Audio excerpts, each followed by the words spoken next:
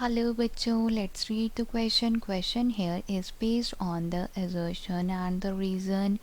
Assertion का statement दिया गया है the presynaptic neuron transmits an impulse across the synaptic cleft to the postsynaptic neuron.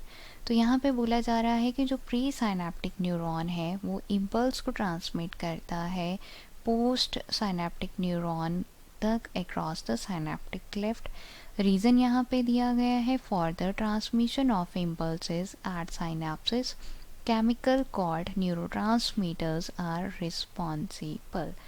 तो बोला जा रहा है कि जो इम्पल्सेस की ट्रांसमिशन है साइनेप्सिस पे वो होती है केमिकल्स के द्वारा जिन्हें हम न्यूरोट्रांसमीटर्स कहते हैं. तो ऑप्शंस देखेंगे जिसमें दिया गया है both assertion and reason are true and reason is the correct explanation of assertion. Second दिया गया है both assertion and reason are true but reason is not correct explanation of assertion. Then दिया गया है assertion is true but reason is false. Then assertion is false but reason is true. At last both assertion and reason are false. तो चलिए start करेंगे with the key concept.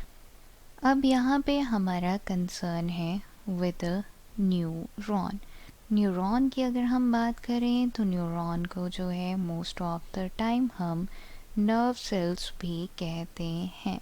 Neurons जो हैं ये हमारे फंडामेंटल यूनिट होते हैं brain और नर्वस सिस्टम के. ये जो सेल्स हैं ये हमारे रिस्पॉन्सिबल होंगे for receiving sensory input from the external world और इस तरह से यहाँ पे ये मोटर कमांड्स को भेजते हैं हमारी मसल्स तक और ट्रांसफ़र करते हैं इलेक्ट्रिकल सिग्नल्स को हर एक स्टेप पे. सिंपली हम यूँ यहाँ पे कहेंगे कि जो हमारे न्यूरॉन्स हैं ये ब्रेन और नर्वस सिस्टम के फंडामेंटल यूनिट्स हैं. चलिए आगे हम यहाँ पे बात करेंगे about the pre synaptic neuron and the post synaptic neuron. तो जब भी यहाँ पे अब जब हमारी इम्पल्सेस जो हैं ट्रांसमिट होनी होती हैं तो इस तरह से मैं डायग्रामेटिकली जो है इस कंसेप्ट को आपको समझाने में हेल्प करूँगी ताकि आप जो हैं कंफ्यूज ना हो.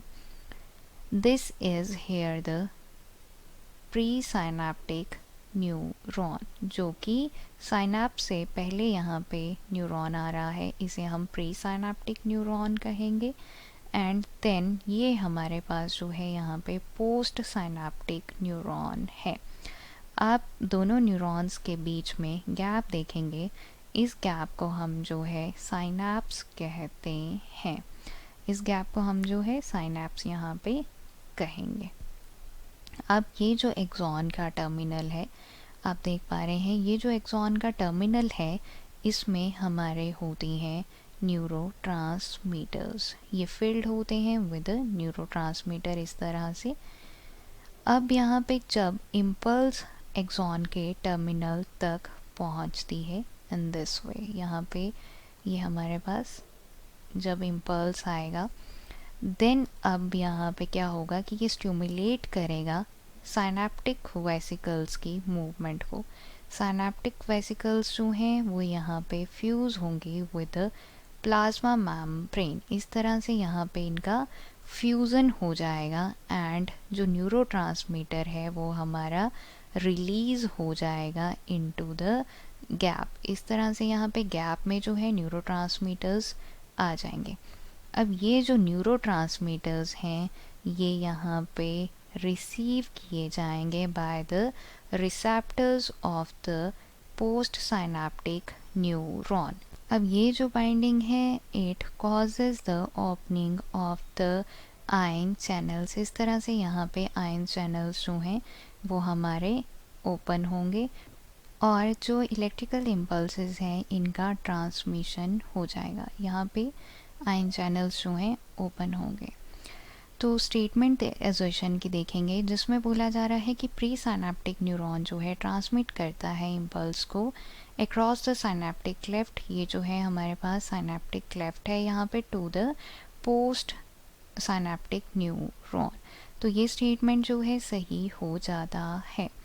अब रीज़न की अगर बात करें तो रीज़न दिया गया है कि इम्पल्सेस के ट्रांसमिशन के लिए साइनेप्सिस में केमिकल्स की ज़रूरत पड़ती है जो कि न्यूरोट्रांसमीटर हैं। बिल्कुल सही है, न्यूरोट्रांसमीटर्स की ज़रूरत पड़ती है। ऑप्शंस देखेंगे जिसमें दिया गया है both assertion and reason are true and reason is the correct explanation of assertion। तो हमारे पास जो यहाँ पे करेक्ट आंसर होता है वो है ऑप्शन फर्स्ट। सेकेंड ऑप्शन देखेंगे जो कि दिया गया है both assertion and reason are true and reason is not the correct explanation of assertion। Third दिया गया है assertion is true but reason is false. At last assertion is false but reason is true, both assertion and reason are false. So this is here all about the answer. I hope you understood it well. Best of luck.